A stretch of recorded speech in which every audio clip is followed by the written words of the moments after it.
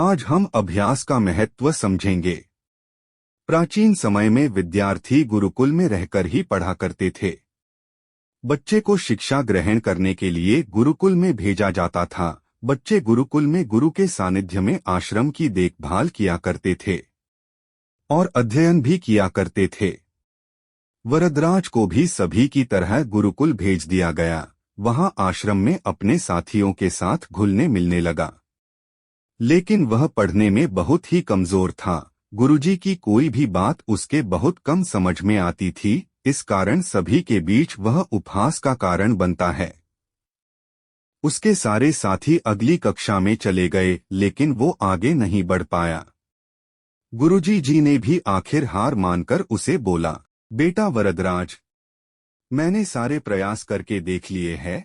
अब यही उचित होगा कि तुम यहाँ अपना समय बर्बाद मत करो। अपने घर चले जाओ और घर वालों की काम में मदद करो। वरदराज ने भी सोचा कि शायद विद्या मेरी किस्मत में नहीं है, और भारी मन से गुरुकुल से घर के लिए निकल गया। दोपहर का समय था। रास्ते में उसे प्यास लगने लगी। इधर उधर देखने पर उसने पाया कि थोड़ी दूर पर ही कुछ महिलाएं कुएं से पानी भर रही थी। वह कुएं के पास गया। वहां पत्थरों पर रस्सी के आने जाने से निशान बने हुए थे। तो उसने महिलाओं से पूछा, यह निशान आपने कैसे बनाए? तो एक महिला ने जवाब दिया, बेटे, यह निशान हमने नहीं बनाए।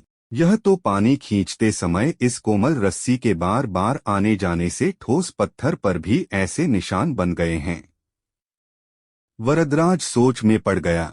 उसने विचार किया कि जब एक कोमल से रस्सी के बार बार आने जाने से एक ठोस पत्थर पर गहरे निशान बन सकते हैं, तो निरंतर अभ्यास से मैं विद्या ग्रहण क्यों नहीं कर सकता।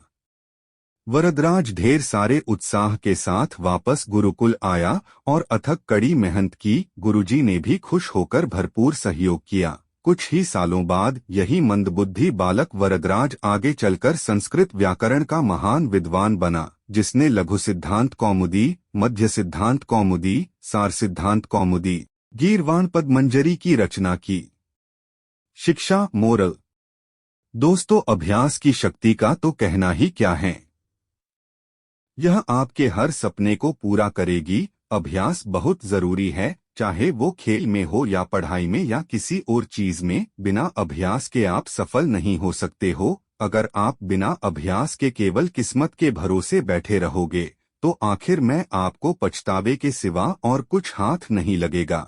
इसलिए अभ्यास के साथ धैर्य, परिश्रम और लगन रखकर आप अपनी मंजिल को पाने के लिए जुट जाएं।